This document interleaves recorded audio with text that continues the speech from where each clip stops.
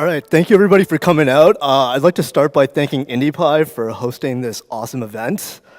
IndyPy has a reputation around the country as being one of the better user groups, and I'm really honored to be here. Yeah. So my name is Sivji, and I'm going to be talking to you about the art of developer testing. So a little bit about me before we get started. I'm currently working as a software engineer at a company called Dividos in Chicago. We're a healthcare startup in the retail pharmacy medication adherence space. I'm also an organizer for Chicago Python. We have Adam, one of my co-organizers, here with me, so thanks for coming out. This is pretty awesome. When I'm not coding and organizing Python events, I like cycling, and I'm a little bit of a Trekkie. So what are we going to be talking about today?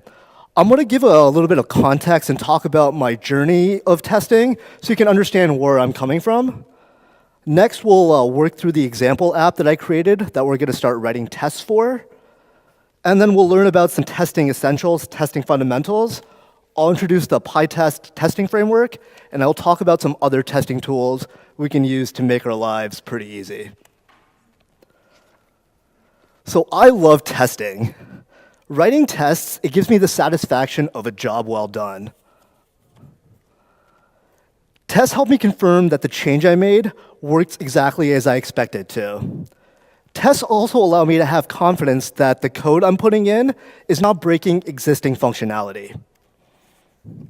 You might think to yourself, I'm a software engineer. We have a QA team. It's their job to test. No, that's not their job.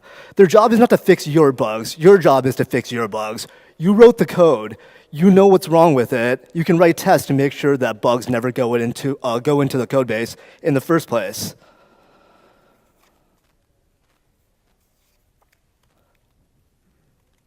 Oh, sorry.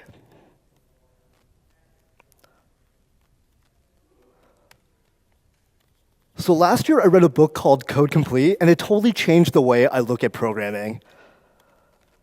I used to hack together spaghetti code around chunks of answers I found on Stack Overflow.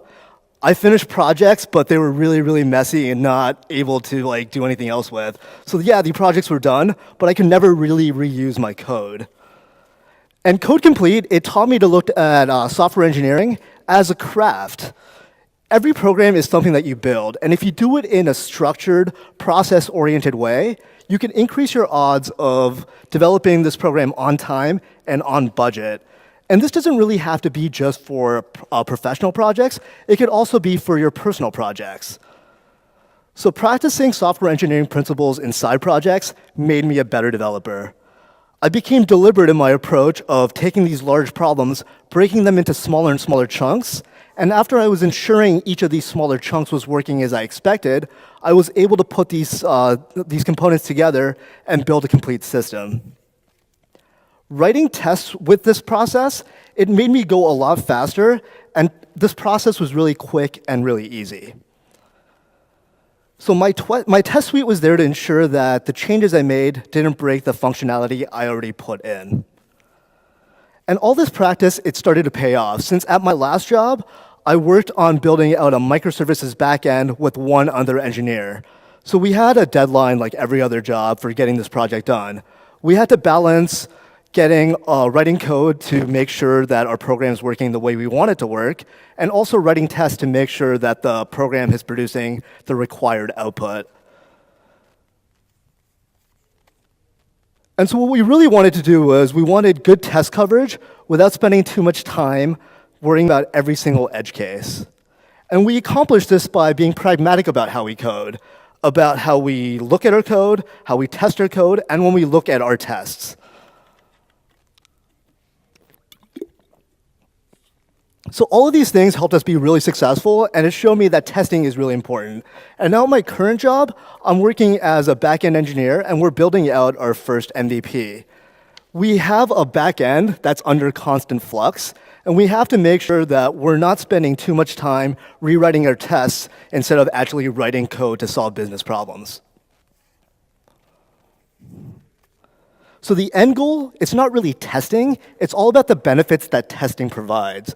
Tests give us confidence in our code, confidence that our code is producing expected results, confidence that we could go in and change our code to make sure that it doesn't break existing functionality. So that's a little bit about where I'm coming from. I wanted you to have this context, since the problems I'm solving, they're not quite the same as the problems you're solving. So I have a startup idea. I'm going to create a language statistics service. So we'll have a REST endpoint that you send URLs to, and it's going to return language statistics. So the first one we'll start off with an MVP. It's going to be the top word endpoint. And so here we'll have a top word endpoint that returns a JSON response that counts all the words, returns the most common words, and the number of occurrences for that word. We're going to write tests while we build this MVP because it's going to allow us to refactor our code base without any fear. So our plan for world domination, we'll build our MVP, we'll get some success, and then we'll ICO. So this is the way that this application works. As we send in a request, it goes into our REST endpoint. I use Flask for this. And Flask forwards this request to our application module. So this is the word count business logic right here. Once this does whatever it needs to, it sends results back. The Flask controller is going to save it to the database. It's going to return an object because I'm using SQL Alchemy. And we're going to send a response back to our client. And so this is our secret sauce. We're going to download our web page using requests. We're going to extract text using Beautiful Soup. We're going to count words with the built-in standard library collections.counter. And then once we're done with that, we'll return the most common word with the number of occurrences. I'll just walk you through what I'm doing right here. And so I have my main.py. Can everybody see that at the back? Awesome. OK, so we're just importing some things, setting up our Flask configuration, same thing up here. Setting up our database model. So in my database, I'm going to store a URL. I'm going to store the word and the number of occurrences of that word. I'm also going to store some metadata for date created. Then I have a helper method that's going to create a record and then save that to my database. And then my route's on the bottom. So I just have a health check route just to make sure my API is working. And then I have my top word route. So here I'm going to just go to the JSON, pull out the URL parameter, and then from there, I'm going to process it in my business module. So let's just go take a look at that. So as I mentioned, we have those 3 steps. Let's take a look at each of those steps in a bit more detail. So we'll use request, download the web page, pretty simple stuff. If it's OK, we'll return our HTML text. If not, we'll do something else later. It's an MVP. We don't have to really worry about that too much. We'll extract text, and the way I'm doing this right now is I'm going to say that all the text we care about is between the p tags of the web page, like the paragraphs tags. Once we go on, get some funding, we'll come up with a better algorithm. That's something for a little later. Next, we'll go on and we'll find our top word. So this is going to take a list of words, just run them through the counter, and then it's going to return our a tuple of string, which is the most common word, and the number of occurrences of that word. And so now we're going to go through some testing fundamentals to understand how we can actually go ahead and test that. So let's just start off with some definitions. We have a system under test, and that's the entity that is currently being tested. This could be a line of code, it could be a method, or it could be an entire program. So testing refers to the process of entering inputs into our system and then validating our outputs against some sort of acceptance criteria. And if our output is OK, our test pass. If our output's not OK, our test fail. And hopefully this failure provides some sort of debugging information so we know where to go look to fix our problems. So there's many forms of tests, but they can really be broken down into 2 main categories. There's black box testing, in which the tester does not really understand the inner workings of the system. And then there's white box testing, in which the tester does have an idea of how the system has actually been built. And as developers, since we wrote the code, we're mostly going to be doing white box testing. But that's not to say that there's no room for black box testing. Like, we wrote the code, we wrote the test, we probably wrote the blind spots that we don't really know about. So it's always good to have somebody else to make sure that we don't miss any of those features that we should be testing. So when we're running a test, it could be thought of as a feedback loop, where we're passing in some sort of information in our input. If the tests pass or fail, we get some result. And then we either go on and make our PR since the tests pass. We can move on to the next feature. Or if the tests fail, we sort of know what to do. And the simplest form of testing is something that we've all done, is open up the REPL and enter in a command into Python. Or if we're coding up some JavaScript, we'll just refresh our web page. And so here we'll have to manually do something. And by definition, if it's a manual test, we have to put some effort out there. And honestly, that's not really a sustainable solution, because there's one truth in programming, and that's that developers are efficient.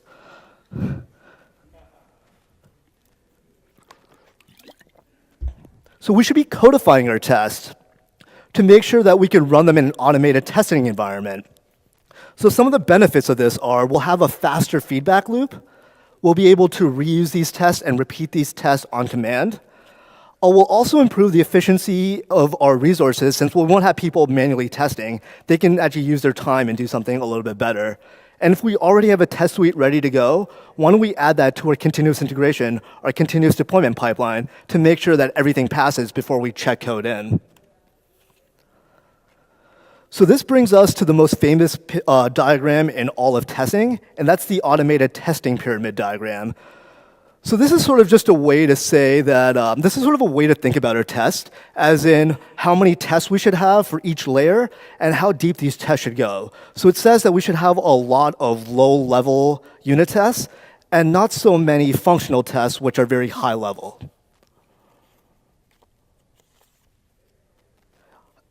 Honestly, like, testing pyramid's good, but I would sort of take it more of a place to start. There are better, like, there's some things like the testing column, which is what Brian Ocken of the Python testing podcast has recommended. It's a little bit better way of doing things since you're thinking about your business problems first. But we'll just start off by saying this is really a good place to start. So we have our unit test, and this is going to be a white box type of test. So we'll have a unit test, which is a granular test that allows us to test each individual line of code that works as it's supposed to. And so what is a unit? A unit's just a testable part of the program. The size isn't really that important. It could be something like a public function, or it could be something like a class. The definition sort of depends on you. The one thing I will say is that if a unit test fails, it should give you information enough to figure out where you should be looking in order to fix that test failure. So going back to that program that I showed you earlier, we have a function that returns the top word, the most common word, and the number of occurrences. So it just goes through the count. It just builds a counter, and it returns this tuple right here. How can we test that? Why don't we pass in a list that we already know the result to and make sure that it returns the result we expect? So here I'm going to pass in a list. I'm going to create a list. I'm going to pass it into my function, and I know the word foo appears 3 times, so I'm saying the word foo appears 3 times is the most common word and the number of occurrences. If I run this test, it passes. I know it's working exactly the way I expect it to. The next level is integration tests. So this refers to combining multiple parts of the program and testing them together as a group. And it can also refer to testing at the service boundaries. So when an application needs to, say, go out to the database, go out to the file system, or reach out to an external API. If our application does something interesting, it's probably going to have some sort of integration test. In my opinion, these are sort of the tests that really matter, because they're really testing the actual functionality of what our program should actually be doing. And if our integration test fails, we know that we made a mistake integrating those specific components. So going back to the word counter example, here I have a helper function called save to the database. So it's testing the database service boundary. And so here I'm just going to be creating an object, setting some attributes, and then saving it, and then committing it. And then once I commit it, I'm going to return the record so it's actually useful for the rest of my program. How can I test this? So we'll do the same thing as we did before. We're just going to create some data and pass it into that function that we already have. So here we have this save to DB function, and we're going to pass in this set URL and this tuple of most common words and the number of occurrences. And then once that's done, we'll query the database to make sure that the record that we inserted is the record we're actually holding. If I was actually doing this in production, I would just do one more thing. I would just create like a save point, like a nested transaction, to make sure that the test I'm doing doesn't actually get saved to the database. And so I do a rollback at the end, so my database is left in the same condition as I found it. So you want to make these tests as independent as you can. And finally, we come to functional tests. So functional tests make sure that the system we built meets business requirements. So this is the slowest form of testing, since we're mostly going to be testing through the user interface. Or we can actually test through the subcutaneous layer, which is sort of like the API layer that feeds our front end. And so the way to do this in our testing example is we have this Flask endpoint. Why don't we spin up a Flask testing client, send in some parameters, and make sure it's producing the results we expect. So this is what this function here is doing. So I'm setting the Flask test client here, just passing it in, into the post method, and then making sure it returns a 200, which is what I expect. There's also another form of testing called regression testing, and regression testing ensures that bugs that we fixed don't get reintroduced to the data. So anytime you make a bug report, you should try to include some code so you can actually reproduce the errors. And if you have this code snippet, you can actually make a test case from it.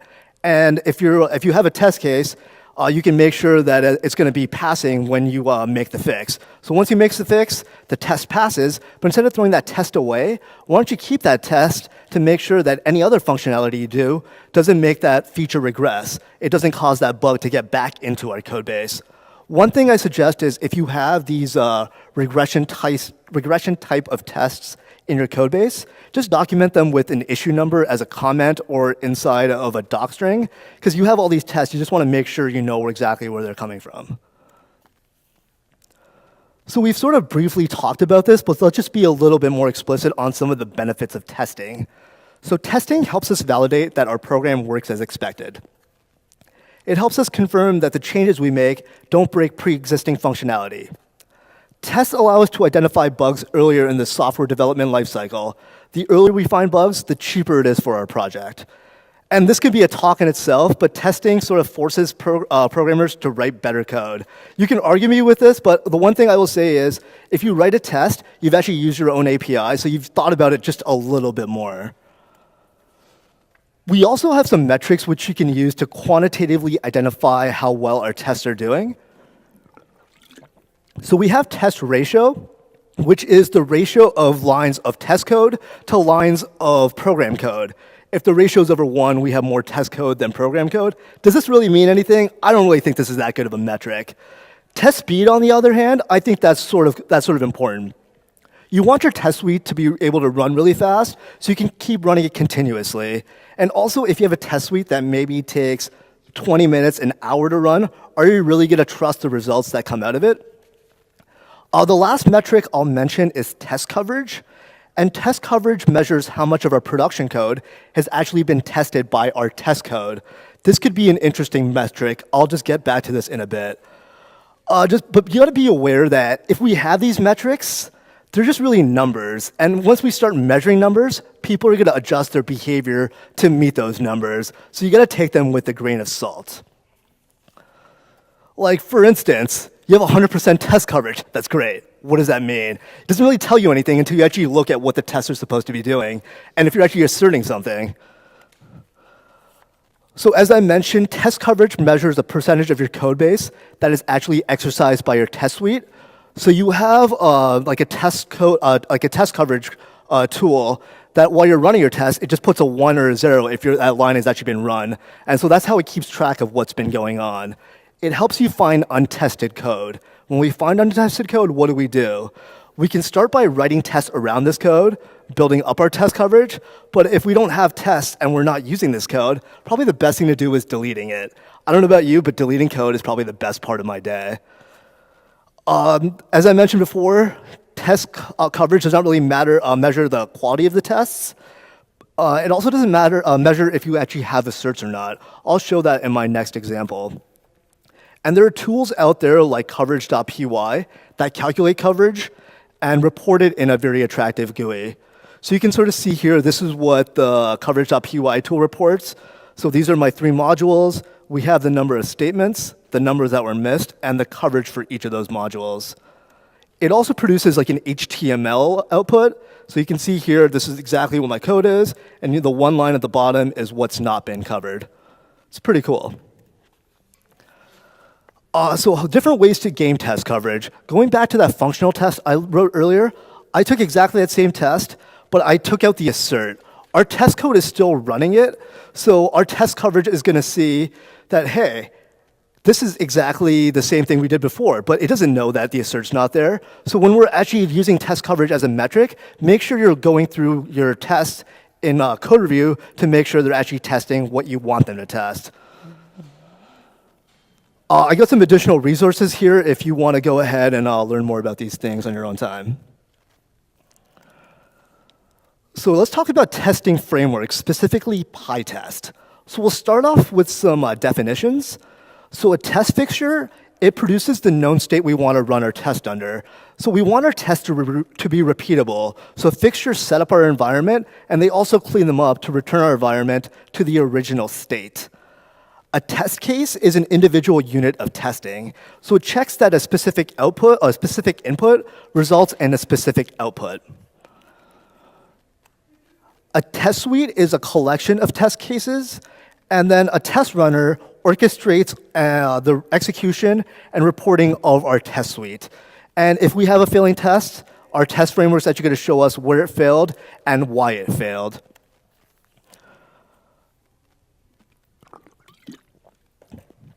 So an invariant is a computer science concept that says that something is always true. So we can use the Python keyword assert, an assert statement, to use invariants inside of our code. So if we say do assert is instance of a list of 1, 2, 3, is that a list? That returns true. So the assert keyword just goes on to the next line. But if this statement is false, it's actually going to raise an assert error. So this is how we're actually going to be using and running our tests. So a testing framework is an execution environment for our automated tests. PyTest is going to hook into our tests, and it's going to drive our application tests. It's going to define how we specify assertions, and it's also going to run our tests and then report the results. So Python does have another really popular testing framework called unit test, which is great. It's part of the standard library. But one of the things is it follows the XUnit style, which can be a good thing. But in my opinion, it's sort of a lot of boilerplate, and it sort of feels like Java. So it's not really a lot of fun to use. It doesn't really feel like Python. So PyTest is, I think, the better alternative. It doesn't feel Pythonic, but it doesn't feel like Java. So that's like the best thing I can say about it. The tests are really easy to write. They're really easy to read. It has a built-in plugin architecture. And then you can also run your existing unit tests using the PyTest test runner. So if you want to transfer your test right away, you can start going ahead and doing that. So some PyTest features, it allows you to do some test assertions using the standard assert syntax. So the unit test testing framework made you use assert helpers. And so PyTest just clears up that confusion and use standard library keywords. And here you can see that I have an example where I'm just going to be creating a list of 10 numbers and comparing it to another list of 10 numbers. The second list is not going to be the same as the first list because it's missing a 9. It has a 10 instead. So when I run this test through the PyTest runner, you can see it tells me exactly where it failed. So it says it failed at index 9. So it actually goes to the exact point in memory where it failed. And it shows me also the line number here. So I know exactly where it'll go when I need to go fix this. Another cool thing about PyTest is the fixture model. So fixtures are functions that PyTest runs before, and it runs after your test case. So you decorate your fixtures using the pytest.fixture decorator. And then when you have these fixtures, you can use them in your functions by just importing them as function arguments. It's not really Pythonic. It's not really explicit, but it gets the job done. It's a little magical. So just be aware that you can compose fixtures of other fixtures. So you can follow a lot of composition and generate very complex test objects this way. So here's a fixture example where I'm going to create a word, and I'm just going to save it to the database. So I'm creating the word here, saving it, and I'm yielding it back like with the generator. And then when this test function has the This test function has control again. It's going to roll back and do the teardown and return my testing environment back to its original state. So as I mentioned before, we have this fixture right here, persisted word. We can pass it into our test case as a parameter. A really popular pattern is the Fixture Factory pattern. One of the things you'll notice is you can't pass in arguments into your fixtures. So let's take advantage of Python language features to make these fixtures more flexible. So here I'm going to create a fixture called adder, and I'm going to create a wrapper function that actually takes in arguments, do whatever logic I need to inside the wrapper function, and then I'm going to return what I need to, and then return the actual wrapper function. And then when I use it in my test case, you can see that the adder fixture is now taking input arguments. So I have a couple of links if you want to look at this pattern in a little bit more detail. We can also use pytest markers to add metadata to our test functions. So if you ever want to say mark test functions as being slow, and maybe only running when we want to do like deployment and not running all the time when we're running our tests, we can use this functionality to do that. If we want to run selected tests, we can do pytest -m with the selection and only run those series of tests. A little bit of inside baseball, they revamped the way that pytest handles these marks internally, so it's a lot more robust and it's fixed a lot of bugs that used to pop up occasionally. So yeah, so you can see here, I just call this one API test, and I'm running it with the -m, and it's only running that one test case. PyTest features some built-in markers that allow us to skip tests conditionally, and also mark tests that are always going to fail with the xfail marker. When we want to test our function, we don't really want to test it against one set of input. We want to test it against many sets of input. And this is where the parameterized fixture is going to come into play. So you can see here we can use the @pytest.mark.parameterized fixture and pass in this tuple of two values. So the first value is our test input, which just gets pulled in here. And the second value is our expected, which gets pulled in here. So this way we can actually use multiple test values to test one specific test function. And you see here when we're running this, it produces 3 different test cases. And so the third one did fail because 6 times 9 is not 42. Another really great feature of PyTest is plugins. We can have local plugins using the conftest.py file. And so what that's going to do is inside all your test directories that are packages, you can put this file where you can share your common fixtures. And you can also use third-party plugins by pip installing whatever you need to from the Python package index. And if you ever want to set some additional configuration, you can use the pytest.ini to make sure your tests run exactly the way you want all the time. So we can invoke the PyTest runner using just PyTest at the command line. So that's just going to do some test discovery. Going to look for files that start with PyTest underscore or end with underscore pytest.py. We can also specify if we only want to run individual tests or only want to use a regex. So you can use -k to do a specific regular expression. A lot of open source projects have a standard testing folder. You don't really have to follow it, but I have added a link if you sort of want to take a look at how people structure tests inside of production projects. So let's go back to the terminal, and we'll run our tests. So you see here, PyTest is running, and I have one, so every time you see a dot, that's a pass test. So you see I have 3 tests passed, 1 failed, and 3 tests that are skipped. And so here I see that there's an error here. Okay, so what's the error? I'm passing in test URL, but I'm saying that it does not equal. So let's just go ahead and drop down to the PDB. So if you actually use the --PDB token, I'll put that to the top. So you just do pytest --PDB. Every time you have a failing test, you can drop down into the debugger itself. So here it's saying, okay, so what is inserted inserted record supposed to be? Sorry, inserted. Okay, so you can see it's actually here. So then I can see that this not equal should be an equal, and I can fix that test case because I can see what's going on in the actual context with the Python debugger. So I think that's a pretty cool feature to have.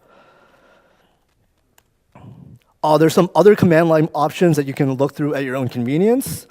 Now that you have all these tests in a test suite running with pytest, you can use these exit codes to fit it into your continuous integration pipeline. If it passes, that's great. If it fails, you sort of want to let your user know exactly why it failed so they can go ahead and fix their pull request. I have some additional resources if you want to read about pytest more at your leisure. So let's talk a little bit more about testing tools. So pytest is the one I use most of all. And I use a lot of popular pytest plugins. So I have a link to the built-in fixtures. I would really recommend going through that just to make sure you actually understand what pytest makes available to you outside the box or just out of the box. And so other plugins I recommend are code coverage, freeze gun, which allows you to freeze time during your tests. This is really good if you're doing a lot of date-time intensive testing. You can also test Jupyter notebooks. You can pass in fixtures into parameterized fixtures. You can use fixtures to run Selenium as well. And if you want to speed up your fixtures, you can speed up your tests. You can use this plugin to run your tests in parallel. So test doubles allow you to take an object in your program and replace it with something that you create that you know about, so you can help reason about your program in more of an isolated way. So it takes these integration tests and makes them more into unit tests. So in the standard library, there's a unit test mock module. There's a pytest wrapper around it called pytest mock. There's a Java port of Mockito, which is actually pretty good to use. It's very verbal, so you sort of talk about like, if you pass in these features, you get this back. So your assertions make a lot more sense in more of an English type of sentence way. There's also a pretend stubbing library that I recommend. And if you use the Python request library, there's a response framework that's used to mock that out. I use Postman, like I think a lot of people do, to automate my API testing. I'm a back-end developer. We have our front-end people in React. In order to make sure that our contract from the back-end and the front-end makes sense, we use Postman to define our tests. I will say that this does get a little hairy when you have a lot of endpoints. So right now, we're splitting up all of our Postman collections into individual collections and then using a shell script to run them. But if anybody has suggestions on that, I think the Tavern framework in Python is supposed to be a good workaround as well. I'd love to talk about this after. So Selenium lets you do browser automation, so you can codify your browser saying, click around to different links, making sure that you're sort of interacting like a user. So this is really used for a lot of functional tests. But since this is done on your UI, these tests are going to be really, really flaky. Because if you change your UI, you're going to have to change a lot of these tests. Some more testing tools. If you ever do some data science testing, I recommend looking at OnGuard. I'm a contributor to OnGuard, so I highly recommend it. It lets you write decorator-based assertions around just things that you want to prove about your data invariance. So the thing I added to OnGuard was Pandas has a really good testing library built into it. So I took a lot of the data frame and the index testing utilities, and I just wrapped them in OnGuard. So if you want to say one data frame equals another data frame with some loose, with some relaxation, I added that functionality there. Great Expectations is another data pipeline testing framework that I've heard is really good. If you want to test some database code, I think a lot of people use Postgres, so pgtap is something that I recommend. If you're doing property-based testing, check out Hypothesis. And mutation testing is really cool. What that does is it takes your code and it mutates it. So say you have a condition like if x equals true. It's going to take that and make it if x equals false. And if your tests pass, you sort of know that you're not really testing something properly. So this is a really good way to make sure your tests are testing what they should be testing, and they're not sort of just there for the sake of having tests. I really didn't get a chance to talk too much about how to write tests, but there's two models. There's given, when, then, where you set your preconditions, you set what you're going to do, and then you sort of talk about your postconditions. That same framework can be known as arrange, act, and assert. That's the one I prefer. Some other things I wanted to mention is when you're writing your test, each test should only really test one specific thing. I've seen like a lot of these tests, they have like maybe 7 or 8 assert statements, and if one breaks, you have to like comment that one out to let the second one break to sort of understand what's going on. It's not really the best way to code when you want to get things done. And finally, when you're creating your testing strategy, you got to be really pragmatic. Like, I love the book Pragmatic Programmer. It's another book that changed the way I think about things. You got to make sure that you talk to your team about how we should test, what we should test, and when we should test. Don't get hyped up in too much of this dogma of test first, test last. Just test. That's what's important. Like, you want to make sure that you can change your code and have confidence that the changes you make don't break anything. And another thing that we should talk about maybe like in the discussion is, what's the size of a unit? A size can be a class, it can be a function. The size of a unit I prefer is a unit of behavior. You want to sort of have a functional thing or maybe an integration that's saying that my customer does this. So if a test breaks, it's actually breaking business functionality. So we actually have like incentive to change our tests, fix our tests, because our code isn't actually working. That's pretty much it for me. I will take your questions. Yes? Yeah, so the question was, when I think about testing, do I make a judgment that something's not worth testing? Is that right? Yeah, so the way I think about that is, that's a really good question. Okay, so so right now, like this, so the reason I sort of wanted to give this talk is I wanted to write down all my thinking about how I think about tests, because the job I'm working at, like, yes, we write Python, but these guys are PHP developers, so we write PHP code in Python. We have a lot of static methods. It's not the prettiest, but like, it is what it is. Like, it's a job. Like, I got to do it. So like, so the way I think about this is like, we're testing all of these things as like mocks. To me, it doesn't really make sense to like test all these individual components as mocks, because like, I understand why people are doing it that way. It's like, if you're doing test-driven development, maybe like it colors the way you design these systems. But to me, like, once you get rid of it, like once you finish writing that feature, you should throw that test away, because if something changes, like we're at a startup, things change all the time. We have to go in and change all of these individual mocks, and that just takes hours. And so things aren't really like that efficient that way. Ooh, that's a great question. So what do I do when I have a test that's not deterministic? So a lot of data science tests are this way, right? So how do you test data science? So the one thing that you can really do is that sort of the question, how do you test data science? Yeah, so it's like the way to think about it is like, so I used to do like data engineering at one of my previous jobs, and the way we sort of did that there is we kept looking at our models and making sure they didn't fall outside of thresholds. So if things fell outside of thresholds, this was sort of more of like a system-wide test. Then we go out and rebuild our models with the Jenkins job, and it just puts out the new model in there, so things are working exactly like we expect them to. But maybe like I would monkey patch the like, I don't know, the random module if I need to do something like that. Oh yeah, you can set the seed. That's right too. Yeah, set seeds. Yeah.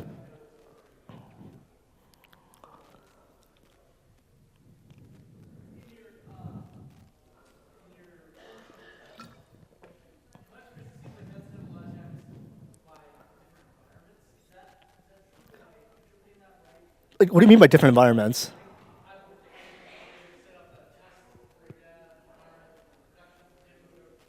Oh, okay, so like, so the question's about where do we do our testing? So this really depends on the problem you're solving. Like, the way we're doing it is like, we actually turned off deploying to production because we have a lot of changes. So we're just like, let's just break APIs, just get our MVP out, then we can worry about things later. So what we're doing right now is we're just doing all of our tests in development and in staging.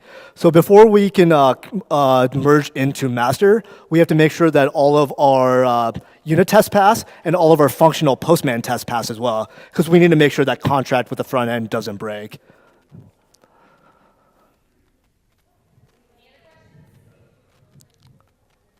Yeah, go ahead.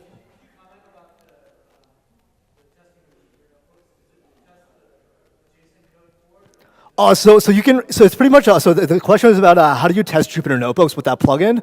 So the way you do it is you write your test inside of those cells like you normally would, and it'll run it, if you do like pytest double dash like notebook or something like that, it'll run your notebook like a module. So it's going to do test discovery and find that function in the cell. So yeah, it's going to parse through all that JSON for you. Great question.